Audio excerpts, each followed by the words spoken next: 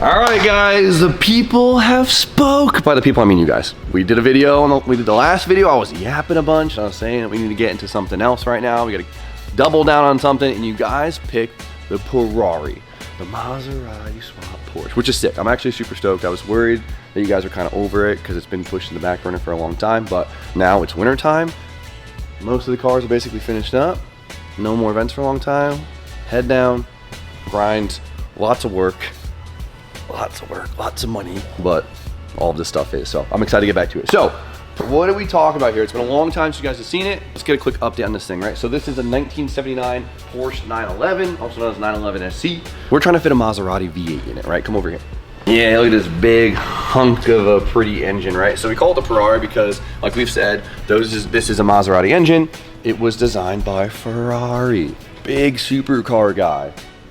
So it shares the same skeleton, kind of like how LS's will share the same skeleton, but internally they could be a lot different. Ferrari engines obviously have different cranks, different hem packages. It's all different, but it's similar enough. It's still a Ferrari. It's a Ferrari engine, you know what I mean? Like Ferrari parts bolt on it. Like we can get little Ferrari covers, we can get a Ferrari intake if we want to, whatever. So we have this thing attached to a 996 911 transmission, so a new modern transmission, crammed into this old Porsche, right? And the big thing was this car was air-cooled, which means it had no coolant, just oil. So it doesn't have a lot of provisions for the things that we're trying to do, but we're making it all work. So we have the engine mounted, we have the dry sump tank in, the line's half in, and then in the front, we have the added fuel cell, we have the added radiator, since it didn't come with a radiator. Got this thing shoved in there, really nice V-mount setup. So we made this really cool air ducting. We're getting somewhere. So we've checked a lot of things with the boxes, but we still have a lot of metal work ahead of us. The inside, we got the pedal box mounted.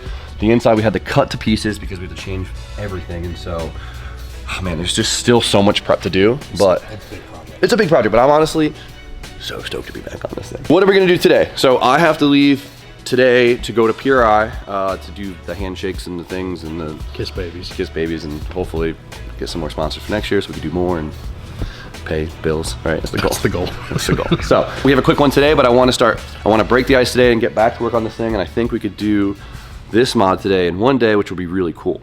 Porsche 5x130. All right, it's a Porsche thing.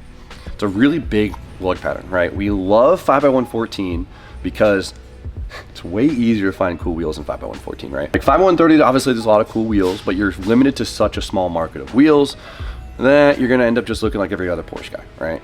They're also incredibly expensive because they have the Porsche tax on them. Yes, they have the Porsche tax on them, and they're usually in boomer spec. So on top of that, they use an M14 stud versus an M12.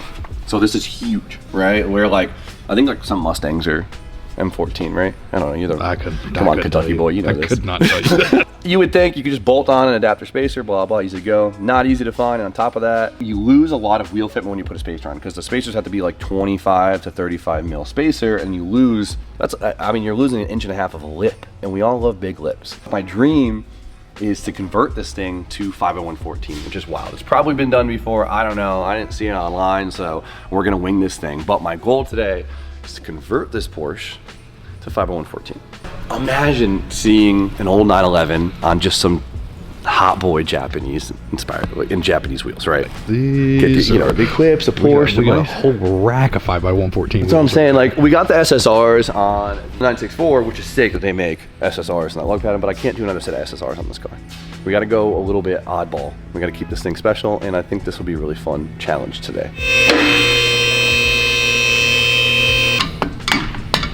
Porsche hammer.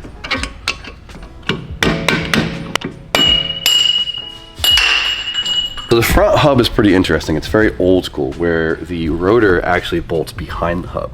You guys are so used to seeing rotors that slip over the hub and kind of act as like a spacer between the wheel and the hub. This is behind it, which is nice because it means we don't have to modify a rotor, which is cool. Save us some time, but leads to some other complications.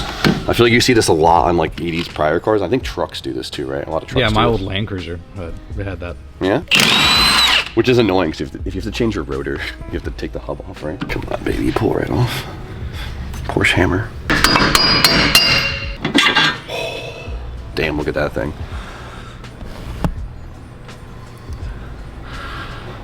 This is gonna be tricky. We gotta get these studs out, so hopefully they pound right out.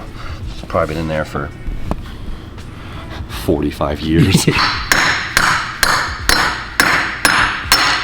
Nice, cool. So if you guys didn't know, that's how studs come out. They just press in. It's really nice, right? It's a hole, and these have grooves on it that kind of lock and press themselves in place.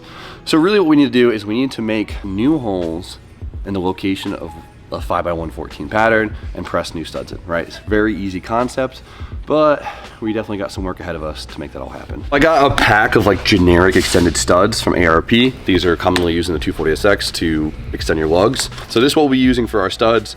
These are nice too because they are M12, right? That's the thickness of this thread versus the M14, which is slightly wider, which doesn't actually fit in the holes of a lot of wheels. You know, but it's got to do that, but there. And a completely different pattern. Completely different pattern. Jordy, what do you think would be a crazy, iconic Japanese wheel to see on this car? LXZs. LXZs, really? Oh yeah, I think it'll go crazy. We have a set too. We have a set, yeah, yeah. Convenient. KS would go fucking KS would go crazy out of Porsche. I think it's a fun way to like kind of give it our own flair and see something a little bit different, you know? A lot easier to swap wheels on it too, so. All right, let's do it. Johnny. There he is. He locked me out. He said, I don't want to be bothered today. Yeah, Johnny only locks the door for 2 reasons. He either doesn't want to be bothered or he's taking a poop. Always one. Which excuse do you want to hear today? You gotta clean this thing, Jim. Come on. Clean it like you clean your butt. That is clean. All right, Johnny.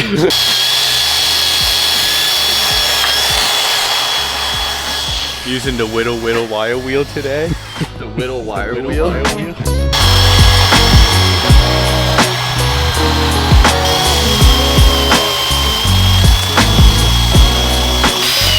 this thing looks like it was found at the bottom of the ocean. It's not that bad. She's just she old, you know. Ass is officially washed. Guess your mom never taught you how to do that, huh?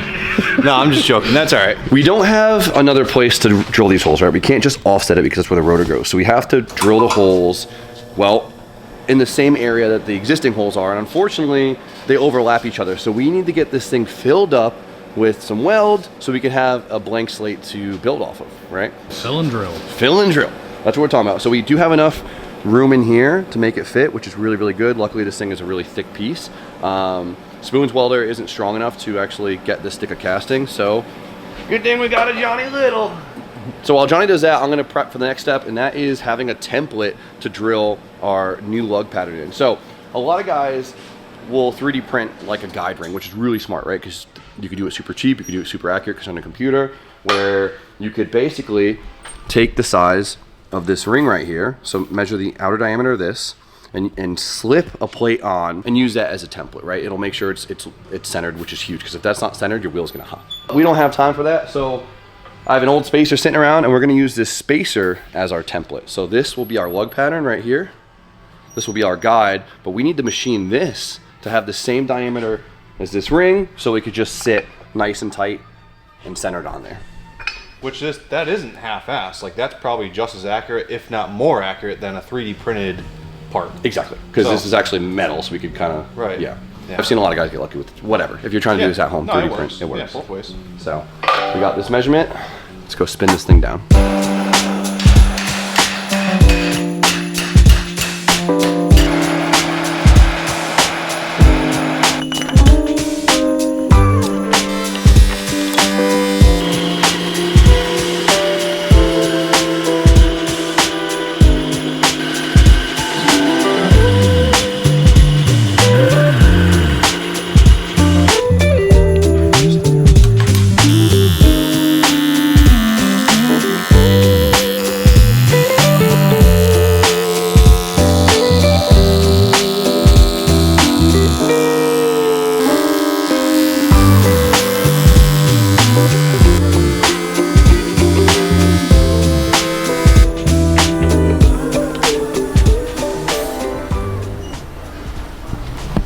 There she goes, got a little hub-centric spacer now. Yeah. Professional hole filler, Johnny Little.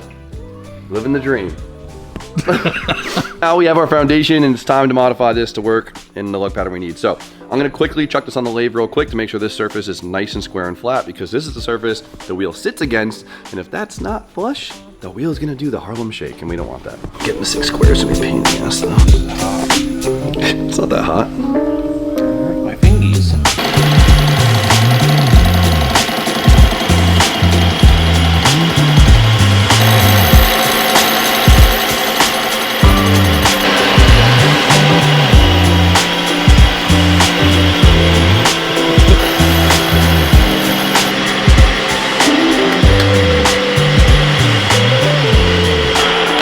All right, let's see how we did. Beautiful. Look at that. Good. I mean, it looks like you welded to cast aluminum, but it doesn't need to. Oh, because you could see it still. Yeah, I mean, you're gonna see it. That's Yep. That aluminum's 50 years old, so. I mean, if you want, I could go through and No, fill in those little spots. because it's smooth. It feels nice and flush. Yeah. So it's fine. It's good. Cool. I'm stoked on that. It came out really good. So now we have a really nice square surface the wheel can bolt to, but we don't have any bolts. It's just a flush unit here. So now we have to make some holes to where the studs go. Now we have to make the other side nice and square and flat so the studs will sit nicely, right? So we can't get this on the lathe, right, because we're going to be hitting these things. So we're going to move on to the next tool, which is the Bridgeport. We're going to use this to actually mill these areas nice and flush so the stud can sit in there square. What we got here is a big boy Etch-a-Sketch. So the table's true with, oh my God, you got me in the so the table is true with the head, right? So we're gonna use this to basically just mill a flat surface into the hub. So we'll mill into it just a little bit deeper too, so we have room for the new stud, and this will make that nice and flat since it's all squared up. That make sense to you? Bridgeport. Bridgeport, made here in Bridgeport, Connecticut. They used to be. They used to be. Yeah, that's all we got. That and birch beer. No, Connecticut used to.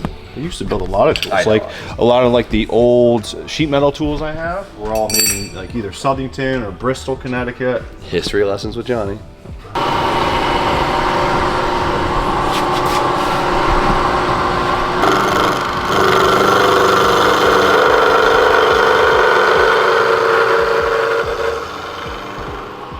That thing barks. I love Bridgeports, dude. Oh my God.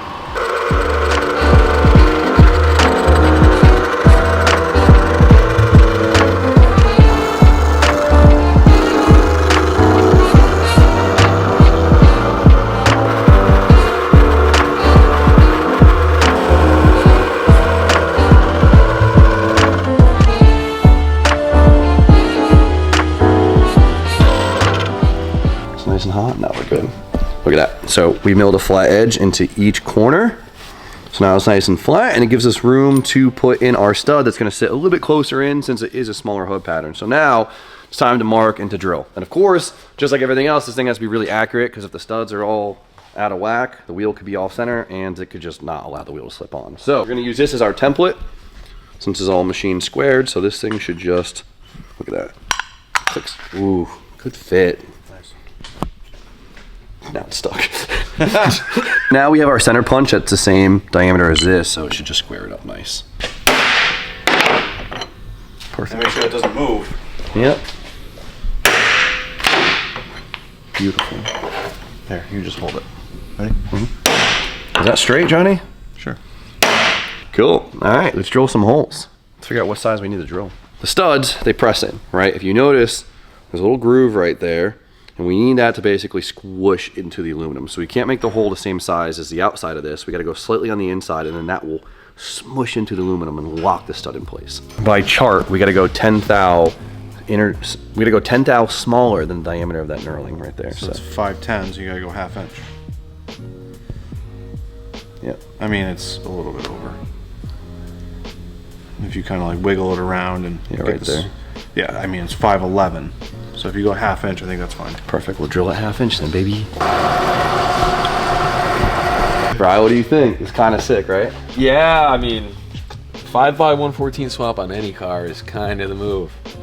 Although I would assume the only benefit, there's gonna be a lot of wheels made for the car, but what are you doing? You don't even, is this gonna be wide body? I don't know, but this opening up my windows quite a bit and allows me to make the car a little bit more like unique to myself, I guess. I don't know, it's just a cool mod. I've never seen someone do this For before, anyone so. else, it's probably a silly thing to do, but for a guy that owns 92 5x114 wheels, it's kind of the move. we can play musical wheels, we take them off some cars, Exactly. see what works, you know what I mean? Like, I don't know, there's something said about like you know, a mod like this that has like no write-up. You know what I mean? Like there's been so many mods that are like big that you have all these write-ups for, but it's kind of fun to just Yeah, it's do like super common on a BMW. Like Jordy has it on his car. You know what I mean? I wanted to redrill my hubs to 4x114. What? You wanted Stop. to what, No. run small wheels? My original plan was keep it 4-cylinder NA and put 15s on it. Oh my God. Thank God plans change, right? Now this boy wants the 265. I love what we've done to you, man. Ruined me. Honestly, just can't wait to see what kind of wheels we put on. Like, he's got a bunch of sick wheels. Like, we're gonna have fun. It's an air-cooled Porsche. You've only ever seen like speed lines, Fuchs, like, you know, BBS. TEs, like there's like whatever, like there's like a 6-7 wheeler when you, I mean, I guess that's what the JDM stuff too, but whatever. It'll allow us to do a different look than people have.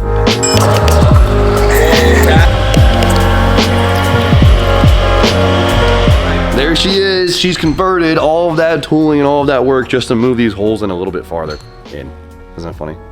But it's all gotta be square, it's all gotta be true. So I'm gonna go clean this up real quick, then we'll press the studs in. We'll be good to go. Wait. What are you guys doing? Borrowing everybody's Using tools everyone's tools today, I guess. Just making your rounds? Everyone uses my stuff, so see, that's what friends are for. It all balances It out. levels out. It levels out, right? Right, Donald? Get this thing looking new. Probably should do this first. Sorry, Johnny.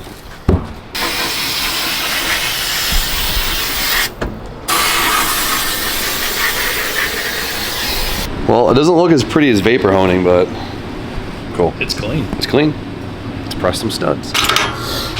So if you guys didn't know this, these things just press in. So you could either use a special tool that's a kind of like a washer with a bearing and just impact and like tighten a lug nut on, or if the hub's off the car, you just press them in. Look at it.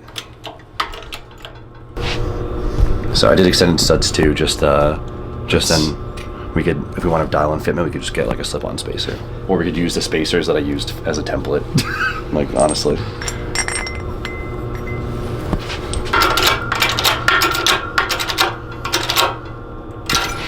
Alright, last one, baby. Cool. Just officially have a 5x114 Porsche hub. That's so freaking cool. 5x114 Porsche hub. I mean, look how much smaller it looks. The hub looks massive on here. So, it should be straight, but let's see if I mark these holes in the right spot. Here's a Serb. Nice. No way. That was so perfect, dude. I'm so proud. That is so sick. And you have to keep in mind, too, that there's hub-centric right here, right? So this is the diameter of the hub, right? The wheel's supposed to sit kind of in here. You gotta make sure that these aren't massive either. Luckily, this measures out just smaller than like the average aftermarket wheel. Like a lot of these aftermarket wheels are 73 millimeters. This is like 71. So I don't really, so I didn't have to spin this down the lathe, which was nice. Dude, That's sick. that's so sick. Especially with the extended studs, because if it was crooked, it would be exaggerated, and that thing went on. Super smooth. All right, well, we got the front done. Time for the rear.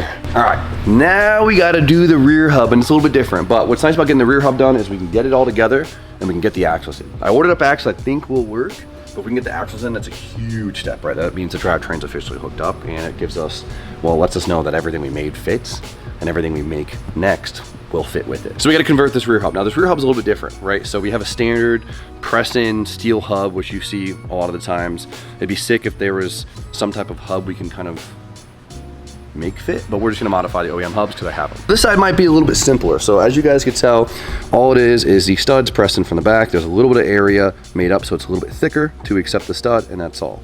So for this, we don't have to fill the existing holes. We could offset it, right? Because it's kind of blank in between.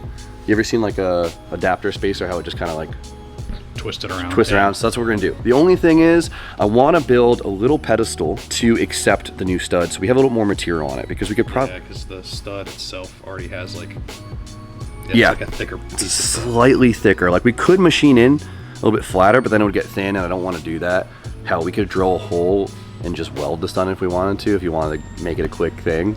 You know, I was like, drill a hole, bolt a spacer onto the stud straight and weld it around, but we're gonna make it a little more professional than that. Sound good? Right, Deej? Taking notes. What I'm gonna do is I'm gonna get the good old-fashioned MIG welder, and I'm gonna just make a puddle of metal to thicken this thing up, and then we'll machine it down to fit. Make sense? So just give me a baseline of how much farther in it needs to be.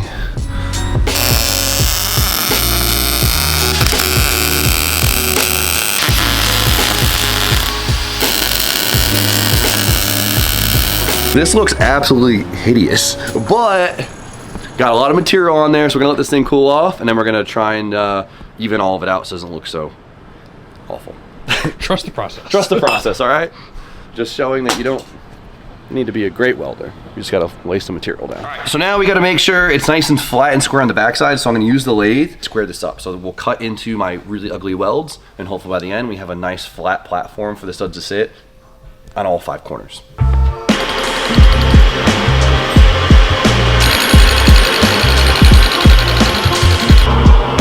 How we looking? Oh, there we go.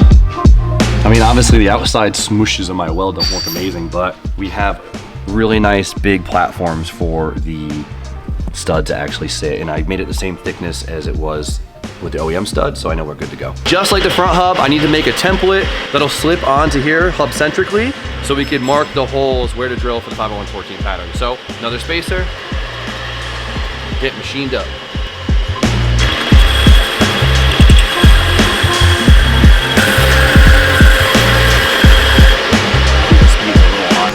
Sometimes I go too fast and rush and overcut, so I'm trying not to do that.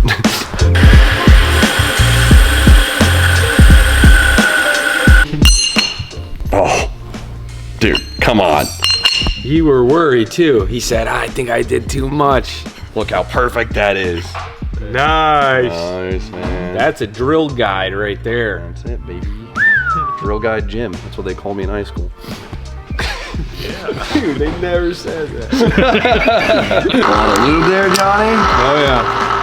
A little lube goes a long way.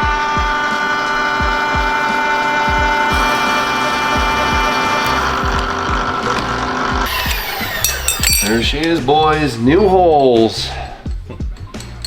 Hole master himself. Made the hub lighter. Hole man himself, Johnny Little. All right, here we go, boys. So obviously I'm gonna change the rotor and stuff, but for the sake of fitment, we're gonna put it on today. The nice thing is, like I said before, the rotor bolts on from the back, so we could just, we don't have to modify the rotor at all. You grab a wheel. What do you want to see?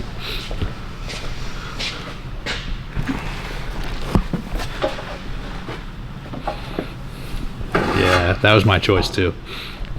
Was it? Yeah. We got good taste. That guy's a nerd. That's a 17, but the gold on the red will go crazy. Sweatshirt is dusty.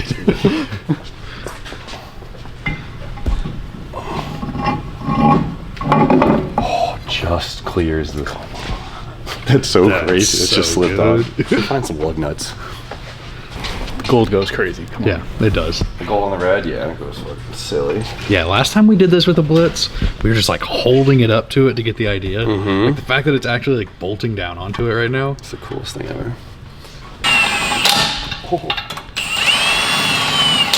The fitment's would be perfect. 17 or not 9. No, I'd have to do these all around, but like 9 plus. I think that's like plus 28. It's like perfect. You gotta try it again. Get out of here.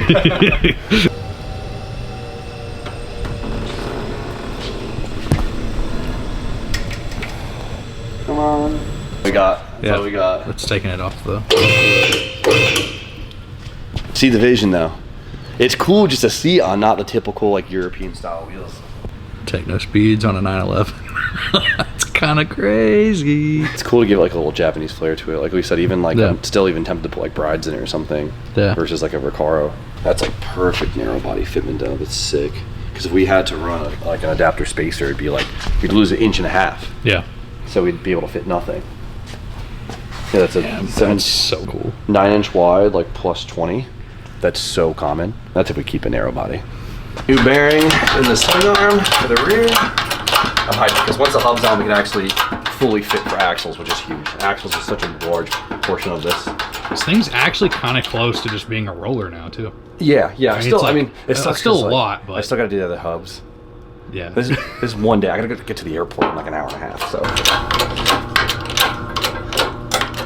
Want to do the 2-hammer method? Yeah.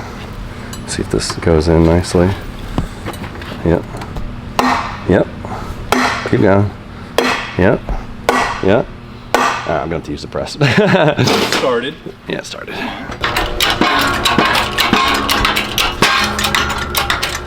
Swing arm officially converted. Now there is a shield that holds the e-brake assembly stuff in. Now, I don't think we're gonna run an e-brake on this car, whatever. It's gonna be a race car. So if you're watching this and you're like, oh no, there's another piece. Not anymore. We know. We know. Ow. Leave that in. All right, so unlike the front, the rotor slips onto the hub just like, well, what you're probably used to. So that means we have to still get a new rotor and we have to drill the rotor for this pattern, which is a super common practice, right? Obviously, we don't have time in today's video to do so, so we're gonna just pretend a rotor is there. But for the just want to see the wheel. That's it. So, but for the conversion, the next step is tying into it, obviously, because drilling rotors sucks because it's thick steel, but we just have to drill this slug pattern into the rotor and it'll slip right on and it's officially done, right? Easy peasy. Easy peasy, but for now, let's put a wheel on this thing. A big ass fucking 11-inch wheel. This might hit the chassis. It's definitely gonna hit the chassis. There you go, studs are a little tight on that one. Boom. It doesn't hit the chassis, man. So close. Dude, it actually is like, that's how the 993 was. I bought wheels for it and I was like, oh, these are too wide, I'm screwed. They showed up and they sucked right underneath the car. So, I mean, it does have a big hip, even though it's narrow body. Like if you ran stretch tires, which Dude. would kind of be sick because you don't see Porsches with stretch tires. And absolutely slammed on stock body. But you could run a 265 good compound, which is still a lot of grip, and it'll be stretched on this thing. So that'd be pretty freaking cool. Oh. Let's air ride fitment. That's so sick. Give me a sec. Let me get a board or something. I vote stock body. I don't think that we should cut this thing up. Here, use the Viper chair. I think strong. Yeah, I don't know. There's something like elegant about stock body. You know what I mean? Yeah, Like, especially with a fitted ass wheel. because they're a small car. Like they look very lovely. It depends what bumpers we go with, right? I mean, at least for like the first iteration, we could do stock body. I don't hate that idea. Air it out. Bam! Yeah, trailing arm's not bolted up, but you get the idea. That's so cool. That's so cool. The Volkswagen kid in me wants this thing slammed and tucked. It's not like we're gonna build a Pikes Peak car with a Maserati. You know, like No. I think This that, thing just needs to be fucking cool. cool. That's what I like. To me, that's like my mind for this project. Is like, oh, what's now? Just make it cool. Like, It's gonna Cool have engine. crazy cool V8 noises, and then slammed on some Japanese 3-piece wheels. What more could you ask for? that's what I'm saying. Cool interior. I really want to do a cage, like full color match interior cage. You know what I'm saying? Bro, I hated this thing until right now. Wheels will do that, huh? That's a big wheel. That's a 11-inch wheel. Big old juicy lip. I love it. That's really cool. Just open up the possibilities for this car like dramatically. Roll the corners a little aggressively, you know, like Austin right here. Come in the front. It looks so crazy, like right here. The way it arches into it.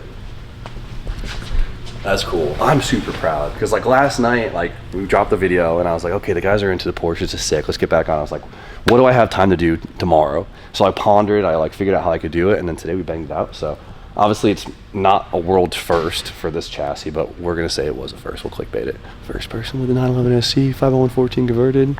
I mean, I don't really hear people doing this. Nah. shit. I mean, but everything's been done. You know what I mean? Yeah. Like, I'm really proud. That was really cool. Damn, the rear looks so fucking. But I feel like that's what makes like the like a lot of the projects special. It's not like the overall thing. It's all the little stories. Yeah. Right, all the little things.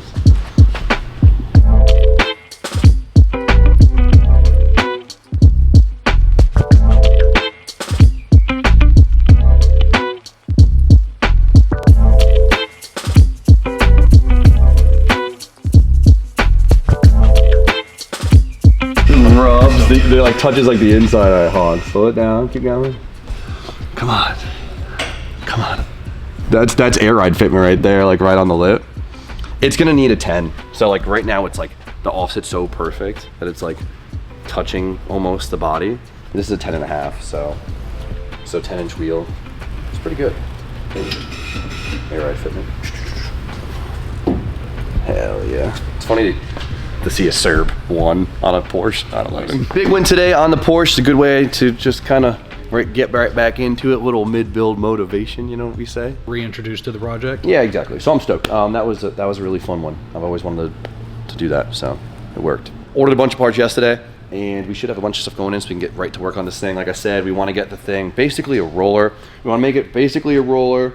I need to get all the suspension mocked up. I need to get the axles in the car so we know what takes up all the room. And then it's going to be, well, playing a game of lines. Still a couple small things we need to mount, but I want to get the chassis sorted as soon as possible so we could get the chassis done or the chassis sealed up or in paint or something. Because if we can get the engine compartment in paint and the front in paint, hell, if we can get the inside in paint, then it'll feel like we're just kind of doing more of a swap and assembly than just like this crazy Overwhelming project. There's just a lot of work, so bear with us sometimes because we can only do so much in one day. I'm really pumped. I think we'll be able to probably 2 weeks.